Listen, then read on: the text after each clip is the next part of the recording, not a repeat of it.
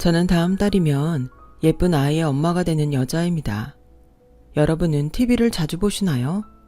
저는 그다지 TV를 챙겨보지 않는 편인데 우연히 TV 채널을 돌리다 고등학생 신분으로 아이를 낳고 부모가 된 어린 친구들의 이야기를 보게 된 적이 있어요.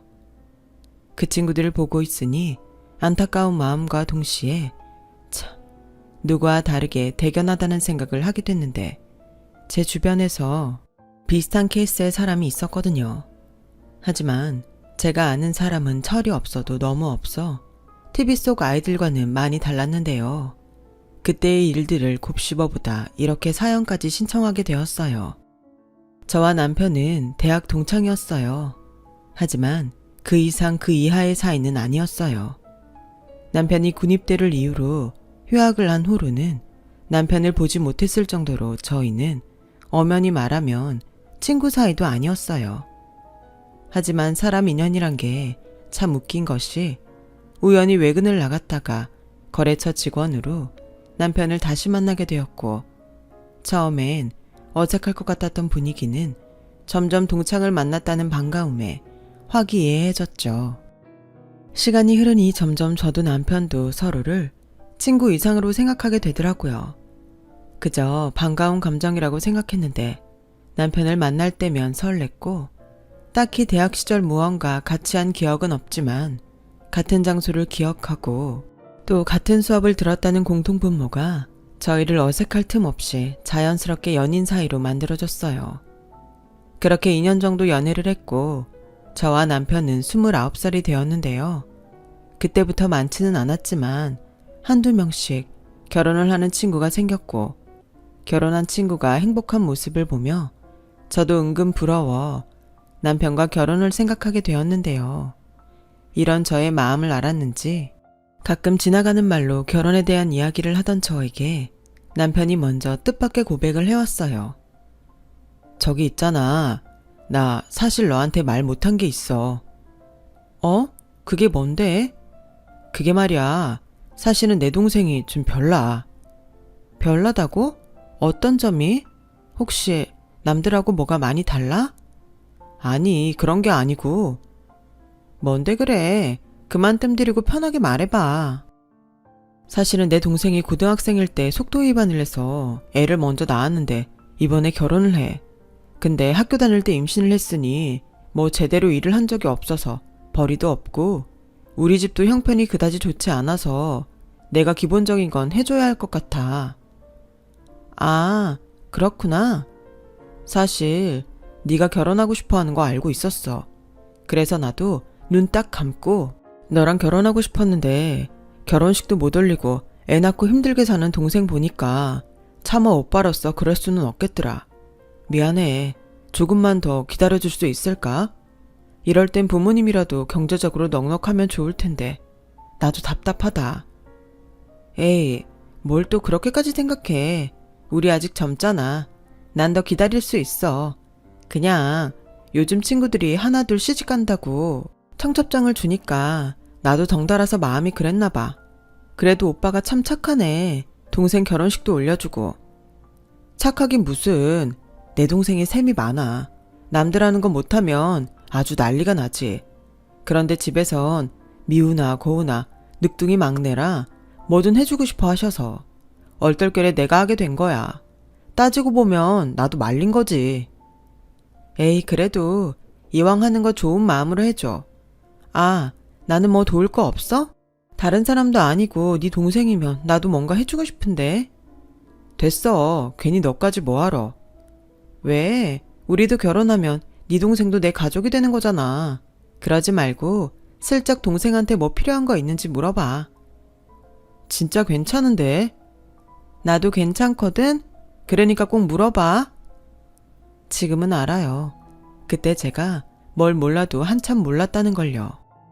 하지만 그때는 그게 제 마음이었고 남편과 당장은 아니더라도 결혼하고 싶다는 생각이 강했기에 그 일이 시누이와 잘 지낼 좋은 기회라고 생각했는데요. 사실 남편을 통해 이미 시부모님이 그다지 능력이 없다는 걸 알고 있기도 했어요. 게다가 남편까지 저보다 사회생활이 3년 정도 늦었으니 이렇게 보나 저렇게 보나 제가 경제적으로 조금 여유가 있기도 했어요. 그래서 나중엔 시누이가 그런 저를 참 부러워하기도 했는데 저희 부모님은 엄마는 고등학교 영어 선생님이셨고 아빠는 사업을 하고 계셨거든요. 그래서 이제는 사회인이 되어 월급을 받는 딸임에도 심심찮게 용돈을 받기도 했는데 아무래도 그런 점이 신우는 셈이 났었나 봐요. 하지만 어쩌겠어요. 자식이 부모를 선택할 수 없는 것을요. 저야 운이 좋았고 감사한 일이었지만 어째 신우는 그게 많이도 억울한 듯 말하곤 하더군요. 그런 신우이를 처음 만난 건 신우이가 자기 결혼식을 딱 일주일 앞두고 있던 어느 날이었어요. 그리고 제가 가장 후회하는 날이기도 한데요. 제가 괜찮다고 필요한 거 있으면 말해달라고 남편에게 말했는데 도무지 남편은 그 말을 신우이한테 전할 생각이 없어 보였고 답답한 제가 남편에게 먼저 신우이를 만나게 해달라고 말을 했죠. 그렇게 제가 직접 제 무덤을 파게 된 거였어요. 그리고 그렇게 만나게 된 신우이와 잘 지내고 싶었던 저는 제가 먼저 뭐 필요한 게 없냐고 살갑게 물었고 신우이는 처음 보는 오빠의 여자친구가 무언가 사주겠다고 하니 눈이 초롱초롱해서는 기대에 찬 얼굴로 이렇게 말하더라고요. 정말 필요한 거 말해도 돼요? 네, 냉장고나 TV 같은 거라도 괜찮아요. 그렇게 비싼 것도 괜찮아요? 와! 임지선, 적당히 해. 난 그냥 밥통이나 받았으면 좋겠다. 싼 걸로. 어머, 오빠도 참 센스 없다. 여자친구는 이렇게 잘 골라놓고 어쩜 하나뿐인 동생한테는 그렇게 대충이냐? 그리고 나 밥통 있어. 애 키우면서 밥통도 없을까봐? 그렇게 따지면 냉장고가 없냐? TV도 있잖아. 왜 그래? 내가 좋은 마음으로 선물하고 싶은 건데. 언니, 우리 오빠가 원래 좀 쫌생이에요. 남자가 배포도 작고 속도 종지그릇만 한데 언니는 정말 우리 오빠가 좋아요?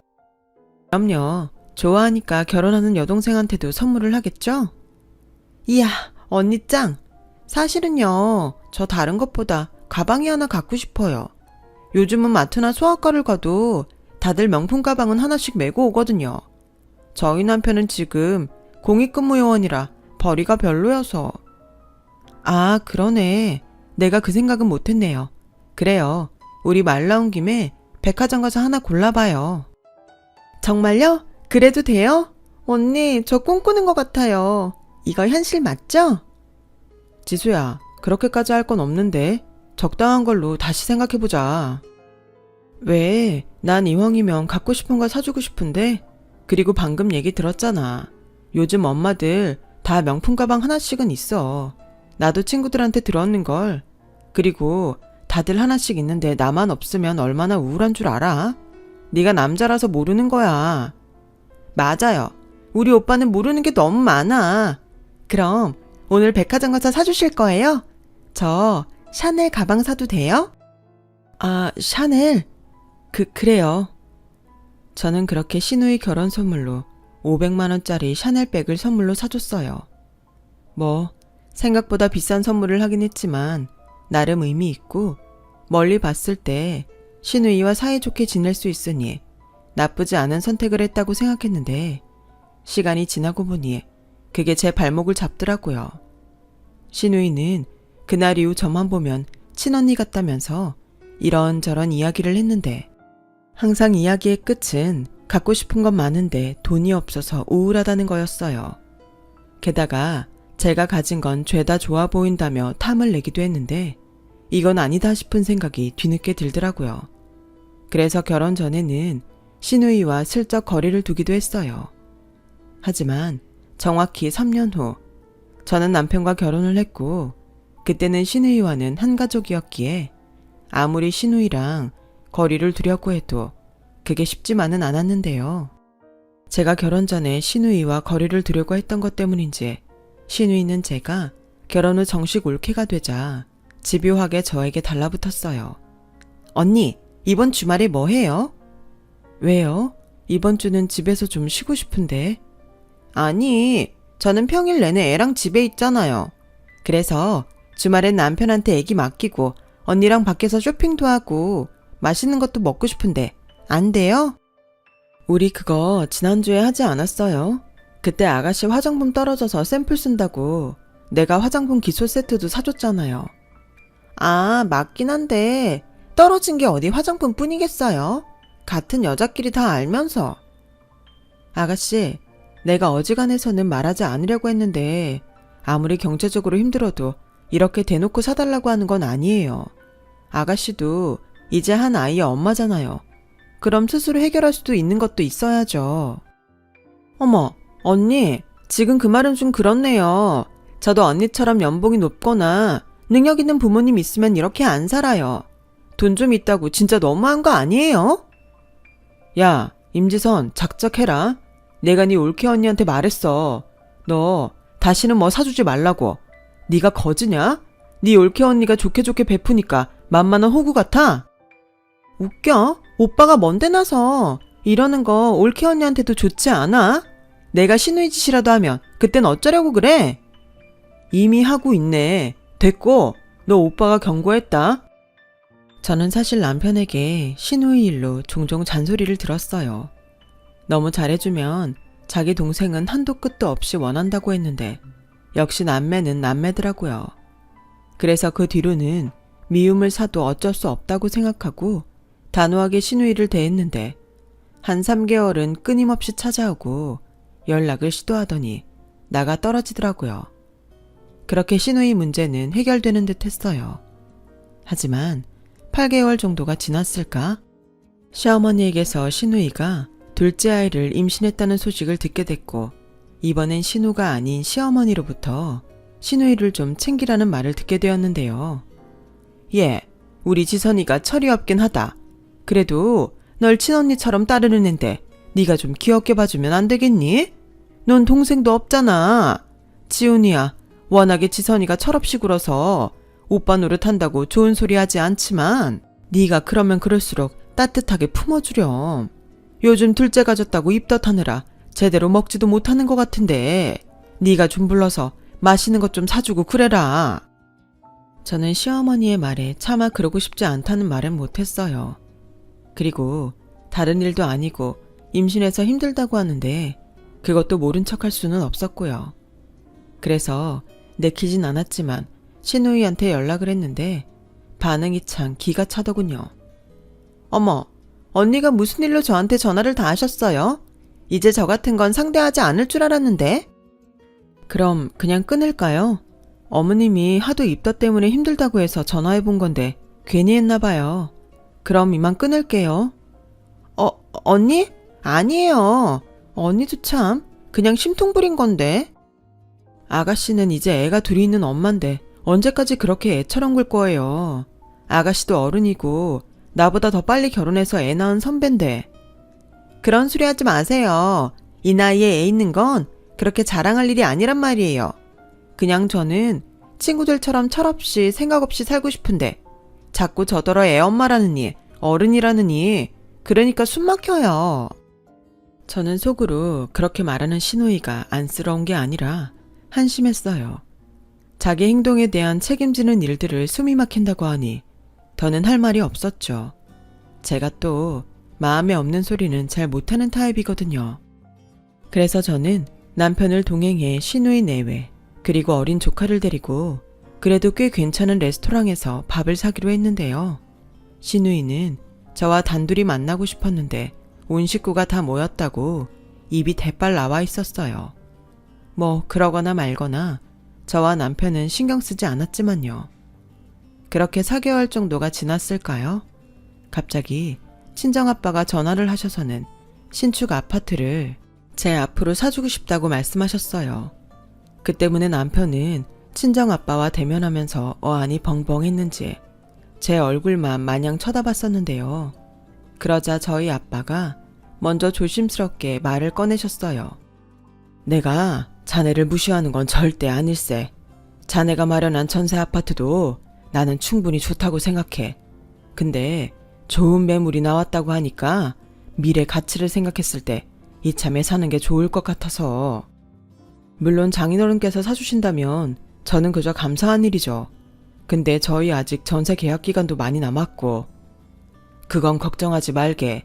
내가 아는 부동산 친구한테 물어봤는데 요즘은 공실이 귀해서 내놓으면 전세건 월세건 잘 나간다고 하네.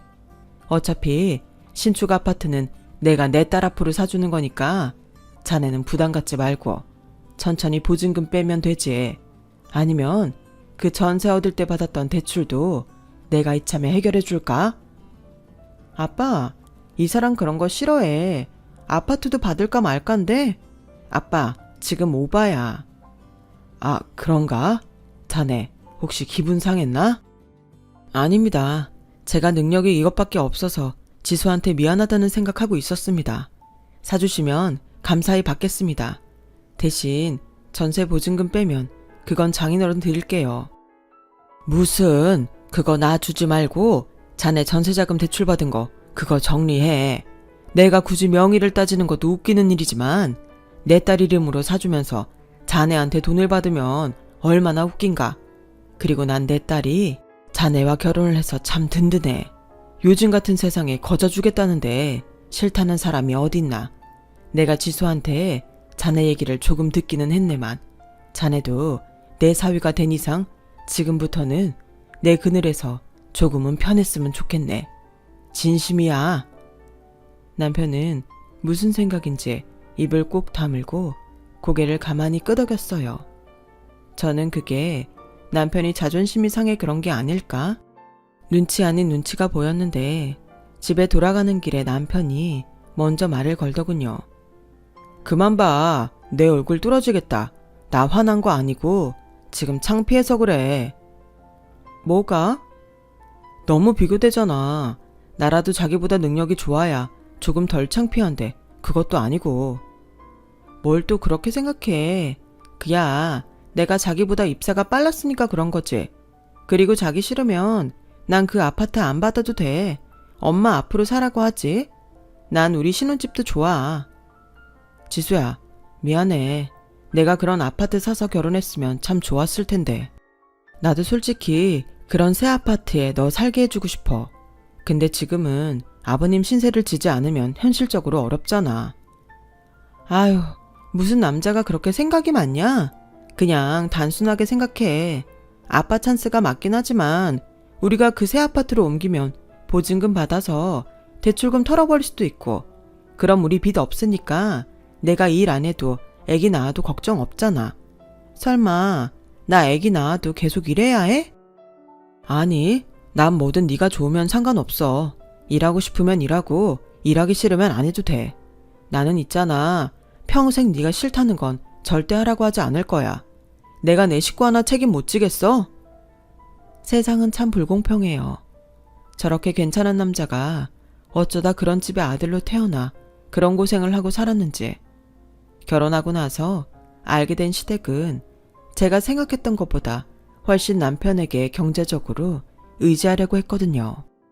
그리고 저희가 친정아빠의 도움으로 새 아파트로 이사를 하게 됐다는 걸 알게 된 시어머니는 저희가 살던 전세 아파트에 신혼애를 이사시키면 안 되겠냐고 김칫국을 마시는 거예요. 그때까진 그래도 시누이만 철이 없어 염치가 없다고 생각했다가 한술 더 뜨는 시어머니를 보고 뜨아했죠. 아우, 그래도 없는 집보다는 있는 집이 좋긴 하구나. 사돈어른께 내가 정말 감사한다고 꼭 전해드려라.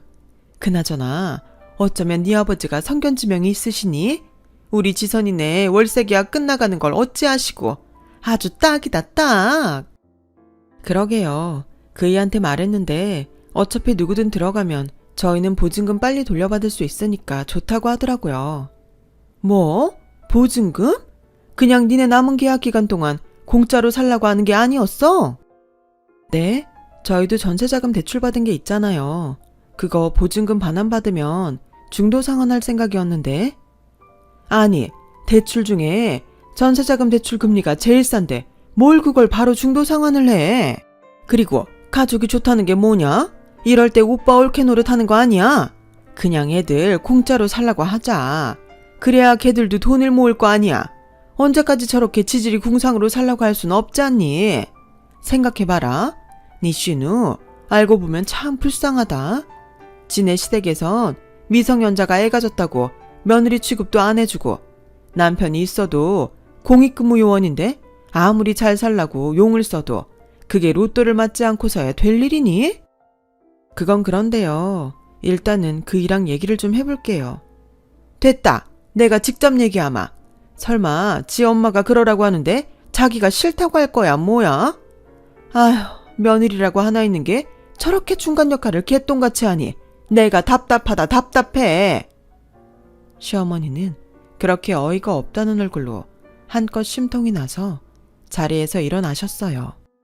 그리고 퇴근한 남편을 보니 한바탕 한 것처럼 보였는데 중간에서 제가 참 난감하더라고요. 그래서 일부러 불필요한 말은 하지 않았는데 남편이 먼저 이렇게 말했어요. 오늘 퇴근길에 집주인한테 사정 말했어. 안 그래도 그 집 아들이 요즘 집값이 너무 올라서 신혼집을 못 구했는데 잘됐다면서 오히려 고맙다고 하더라. 그래? 그럼 아가씨네는? 엄마가 말했겠지. 내가 안 된다고 했거든. 그래? 어머니 기분 많이 상하셨겠네. 사실 나랑 얘기할 때부터 서운하신지 화 많이 나셨거든. 그래도 어쩔 수 없지. 나는 뭐 평생 동생 책임지느라 손해보고 살아? 전에는 나 혼자였지만 지금은 나도 식구가 있는데 그럴 순 없지.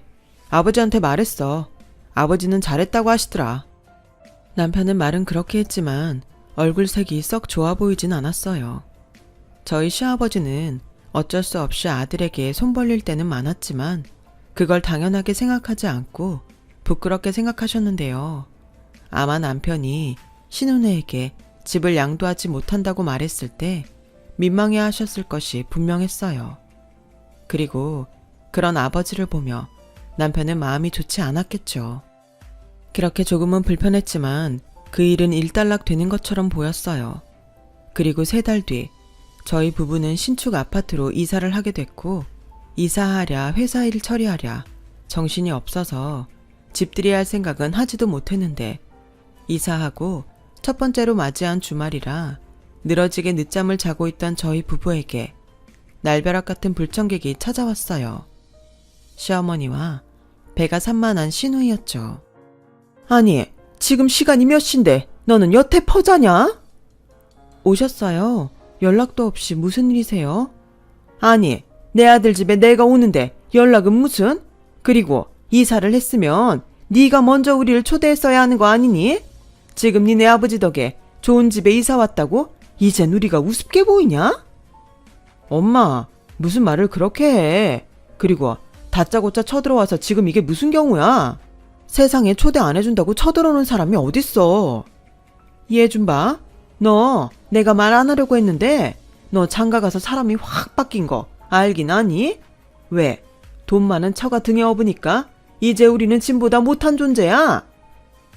어머니 진정하세요. 보시다시피 저희가 아직 정리가 안 돼서 오시라고 말을 못했어요.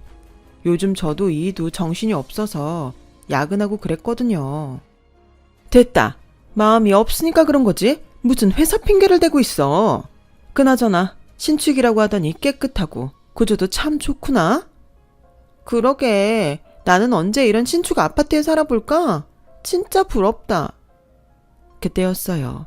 갑자기 시누이가 눈물이 그렁그렁해서는 울기 시작했고 저와 남편은 그 모습에 당황했는데 시누이는 눈치를 슬쩍 보는 것 같더니 이내 자리에 철썩하고 앉아 큰 소리로 울기 시작했어요. 참 황당했죠. 어린애도 아니고 다 큰 어른이 부러워서 남의 집 바닥에 앉아서 우는데 지금 이게 무슨 경우인가 싶었어요. 그리고 그런 시누이를 보고 시어머니는 깊은 한숨을 쉬며 시누이를 달랬는데 그러면서 하시는 말씀이 놀랄 노자였네요. 아우, 일어나 이거사. 여기서 울긴 왜 울어? 몰라. 나는 보증금 올려줄 돈도 없어서 길거리에 나앉게 생겼는데 오빠랑 새언니는 이렇게 좋은 집에서 살고. 너무 불공평하잖아. 엄마, 나도 이 집에서 살고 싶어. 엄마가 어떻게 좀 해봐. 아니, 내가 무슨 재주가 있니? 얘, 너희도 시선이 좀 달래봐라. 얘가 지금 홀몸도 아닌데 이러다 여기서 애 낳겠다. 어떻게 보면 얘가 이렇게 된 건 너희 탓도 있지 않니? 그냥 그 전셋집에 들어가 살게 했으면 좀 좋아. 다른 사람도 아니고 하나밖에 없는 동생인데. 엄마, 무슨 꿍꿍이인지는 모르겠지만 용건 없으시면 그만 가세요. 뭐야? 저봐, 오빠가 동생을 이렇게 개떡같이 생각하는데 올케 언니 보기에 내가 얼마나 우습겠어? 솔직히 결혼 전에 명품 백도 사주고 그렇게 잘해주더니 사람이 어떻게 이렇게 변해요? 아가씨, 그야 아가씨가 적당히 했어야죠. 어머어머, 제가 뭘요? 엄마, 올케 언니가 나한테 하는 소리 들었지? 아가씨 지금 몇 살이에요? 그리고 기억 안 나요? 걸핏하면 제 물건 좋다고 달라고 하고 제가 안 된다고 하면 억지로 울면서 뺏어서는 기어이 망가뜨렸던 거. 저 그런 행동 딱 싫어해요. 그건 예의 없는 행동이라고요. 얘, 너 지금 말 다 했니? 내가 보자니까 네가 아주 내 딸한테 막대하는 게 맞았구나. 그리고 올케 언니여도 언니는 언닌데 좀 주면 어떠냐? 어머니도 그래요. 아가씨가 저러면 따끔하게 혼을 내셔야죠. 어머님이 그러시니까 아가씨가 저 나이 먹도록 철이 없는 거예요. 이제는 시애미한테 훈계까지? 지금 보니까 너는 위아래도 없구나. 그리고 얘가 네 친동생이었어 봐. 네가 그렇게 했겠니? 당연히 아니죠. 친동생이었으면 머리털을 다 뽑아버리든 뒤통수를 3개 갈기든 정신교육 똑바로 시켰을 거예요. 시누이라 참은 거라고요. 세상에, 얘 말하는 것 좀 봐. 뭐가 어쩌고 어째? 네가 감히 내 딸한테 손찌검을 하고 싶었단 말이야? 어머어머, 너 참 무서운 애구나. 엄마, 그만해. 왜 되도 않는 억지를 부리고 그래? 그리고 임지선, 너 정신 안 차려? 언제까지 엄마 뒤에서 이런 식으로 살 거야? 오빠는 내 친오빠가 맞긴 해. 동생이 이렇게 힘들게 살면 좀 도와줄 수도 있지. 오빠 혼자만 잘 먹고 잘 살면 그만이냐? 아, 몰라. 왜 나만 인생이 이렇게 개똥 같은 거야. 나는 평생 늙어 죽어도 이런 집에 못 살 거야.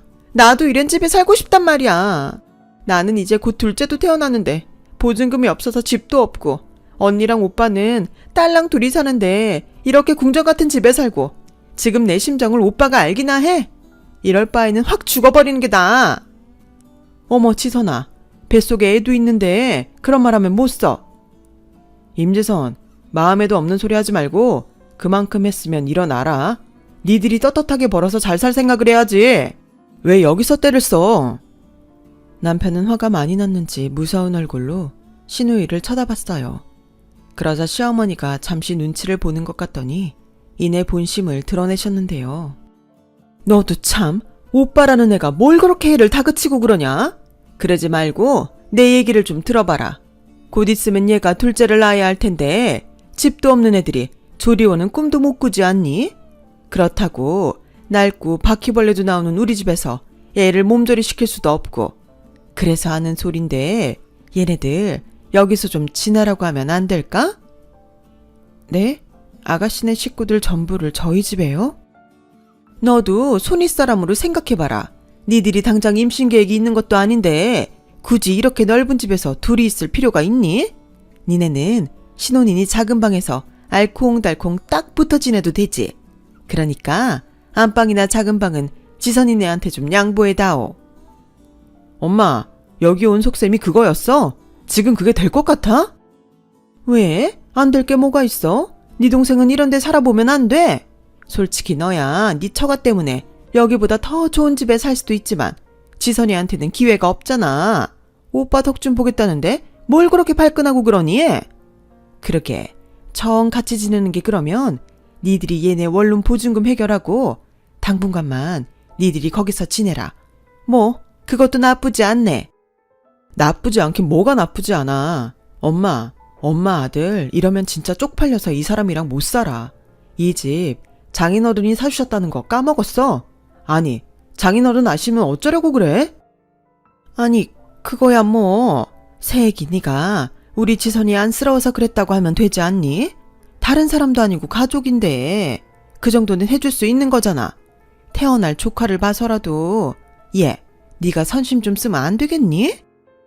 저는 정말 이 말도 안 되는 말을 하면서 간절하게 저를 쳐다보는 시어머니와 시누이를 보고 오히려 한껏 열이 받았어요. 이젠 하다 집을 뺏으려 하는구나 하는 생각이 들었거든요. 그래서 말했죠.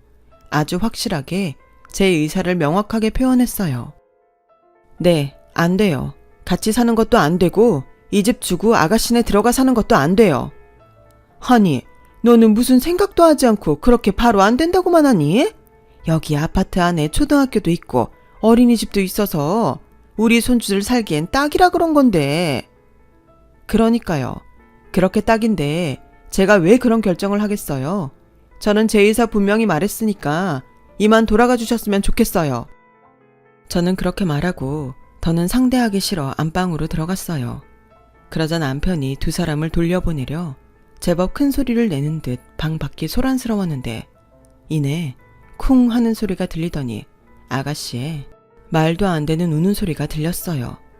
그냥 나 좀 여기서 살게 해줘. 다른 사람도 아니고 임산부가 애원하는 건데 좀 들어주면 안 되냐? 내가 뭐 공짜로 이 집을 달래? 그냥 잠깐만 산다고. 나도 이런 집에 살아보고 싶단 말이야. 무슨 외삼촌이 매정하게 그러냐? 야, 너 임산부라서 내가 이만큼 참는 줄이나 알아. 너 내가 귀엽고 경찰에 신고했으면 좋겠어? 좋은 말 할 때 일어나서 엄마랑 가라. 이씨, 그럼 돈이라도 줘. 여기서 못 살게 할 거면 이사라도 가게 돈이라도 달란 말이야. 그래, 정니들이 그러면 얘네들 신축 빌라라도 가게 돈이라도 빌려줘라. 내가 그럴 돈이 어딨어. 엄마도 자꾸 이러면 나 부모고 뭐고 영 끊고 살 거야. 도대체 내가 무슨 봉이야? 이렇게 이용해 먹으려고 나 낳은 거야? 아니, 언제까지 나한테 이럴 건데? 나도 좀 살자, 응? 남편이 거의 울면서 하소연하듯 말했어요. 그러자 제가 울컥 눈물이 나왔는데 시어머니는 잠시 주춤하는 것 같더니 이내 그래, 너 혼자 잘 먹고 잘 살아라. 짐 같은 나랑 네 동생은 네 소원대로 네 인생에서 지금 꺼져 주마. 됐냐? 이 낳아주는 애도 모르는 망할 놈. 부잣집 사위 돼서 좋겠다. 좋아. 장인어른이 그러시더라고. 그동안 힘들었으니까 당신 그늘에서 좀 쉬라고. 나 진짜 그러고 싶다. 그러니까 이젠 아들 없다고 생각하고 살아요. 오빠, 정말 이러기야? 진짜 못돼 처먹었다. 그러다 오빠 이혼이라도 당하면 그땐 우리 얼굴 어떻게 보려고 그래? 그럴 일 없지만 설령 그럴 일이 생겨도 절대 집에는 가지 않을 거니까 염려 마. 그동안 바보처럼 호구짓 했으면 됐지. 그 짓을 또 할 것 같아? 내가 변한 게 아니고 질린 거야. 할 말 다 했으면 얼른 둘 다 나가. 나 정말 저 사람 보기 쪽팔리니까. 그렇게 소란스럽게도 남편은 시어머니와 시누이를 쫓아냈어요. 그리고 민망한지 안방에는 들어오지도 못했는데 제가 빼꼼히 문을 열고 보니까 남편이 소파에서 고개를 푹 숙이고 울고 있더라고요. 저는 조용히 다시 문을 닫았어요. 그리고 남편이 진정될 때까지 마치 잠들어서 못 봤다는 듯 침대에서 기다렸는데요. 그러면서 다짐을 하나 했어요.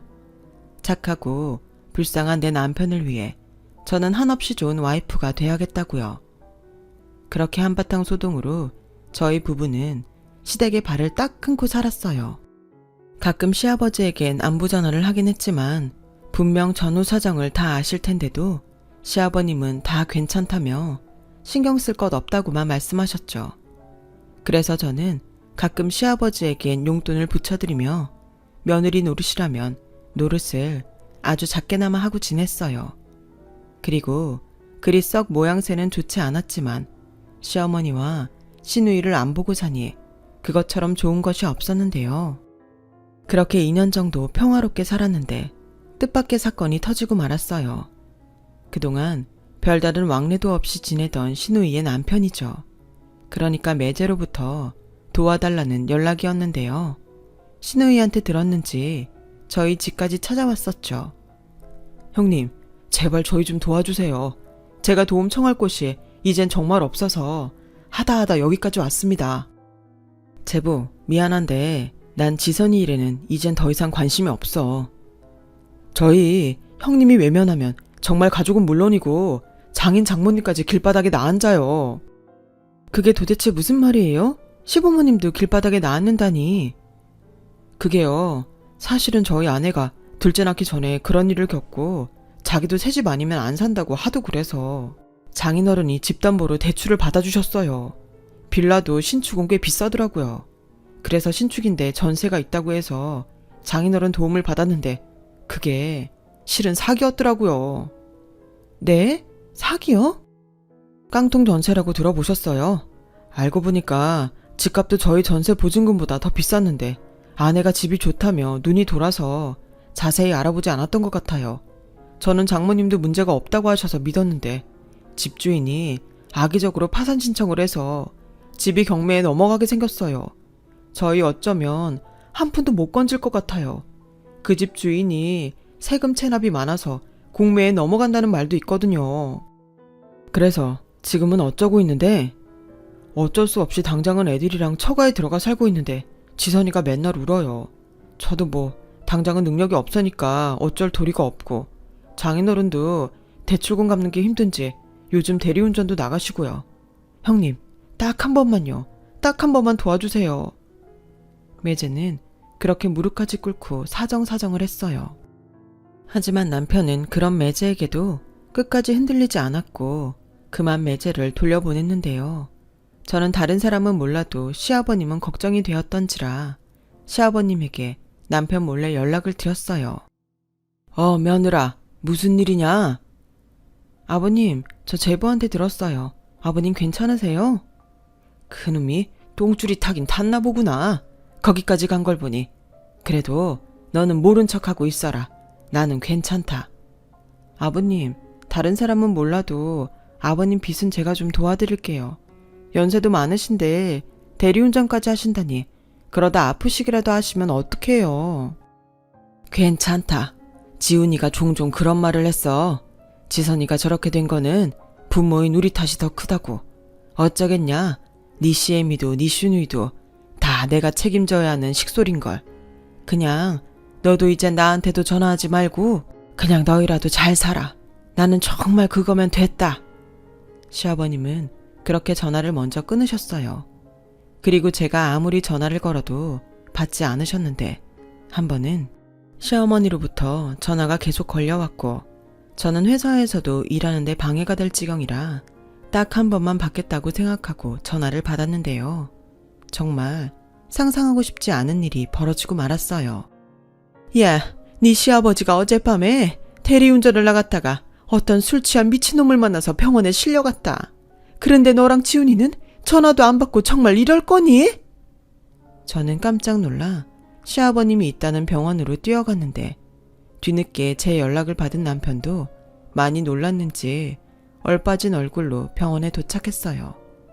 그리고 그 사람에게 얼마나 당하셨는지 시아버님의 몰골이 말이 아니었는데 병실에 있던 시누이가 팔짱을 끼고 앉아서는 저희 부부를 향해 노려보며 이렇게 말하더군요. 아니, 영 끊고 살겠다던 사람들이 여긴 왜 왔지? 우리 그이가 가서 한 번만 도와달라고 해도 꼼짝도 하지 않더니? 시비 걸지 마라. 너 상대할 생각 없으니까. 그래? 그럼 여기 오지 말고 돌아가. 아빠는 우리가 알아서 돌볼 테니까. 야, 너는 양심도 없냐? 아버지 저렇게 만든 사람이 누구라고 생각해? 왜? 나라고 말하고 싶어? 아빠 저렇게 만든 사람은 내가 아니라 오빠야. 오빠가 그때 순순하게 그 집에서 살게 해줬음. 이런 일이 왜 일어나? 이기적인 오빠랑 새언니 탓을 해야지. 나한테 돌리지 마. 지선아, 그만해라. 그래도 여기 병원 빌며 네 아빠 폭행 사건 네 오빠랑 새언니가 해결해야 하는데 그만들 쑤셔. 뭐야, 엄마는 지금 그거 해결하라고 나 부른 거야? 그럼 여기서 그런 일 할 사람이 어딨냐? 그리고 너 온 김에 우리 1인실로 바꿔줘라. 여기는 사람도 많고 시끄럽고 불편해. 아버님, 보험 없으세요? 저 사람이 보험 같은 게 어딨어. 있어도 다 깨고 없지. 그래도 네 아버지가 그 술 취한 놈 때리지 않고 그저 맞기만 해서 얼마나 다행이냐. 여기 병원 사람들한테 들어보니 합의금 꽤 쏠쏠하게 때릴 수 있대. 엄마는 왜 그걸 여기서 말해. 그리고 분명히 약속했다. 그 돈 절반은 나한테 주기로. 아가씨, 지금 그게 자식 입에서 나올 소리예요? 그리고 어머니, 정말 해도 너무하시네요. 지금 아버님 걱정을 해야지. 때리지 않고 맞기만 해서 다행이라고요? 아버님은 어머니 남편이시잖아요. 그래, 내 남편이 맞아서 번 돈 내 마음대로 쓰겠다는데 뭐가 나쁘냐? 됐고, 너희는 가서 빨리 1인실로 바꿔달라고 하라니까.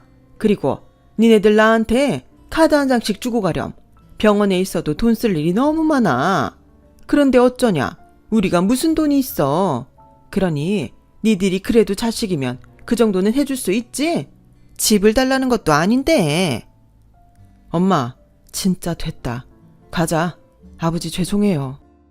남편은 잔뜩 화가 났는지 거칠게 제 손을 잡고 병실을 나갔어요. 그러자 뒤늦게 시어머니와 시누이가 뛰어오며 저희를 붙잡으려고 했지만 저희는 그대로 병원 주차장까지 뛰어가 차에 타버렸어요. 그러자 언제 달려왔는지 차를 두드리며 미안하다고 손까지 싹싹 비벼대며 잘못했다고 사정을 하는데 남편은 이미 그들을 용서할 마음이 없어 보였어요.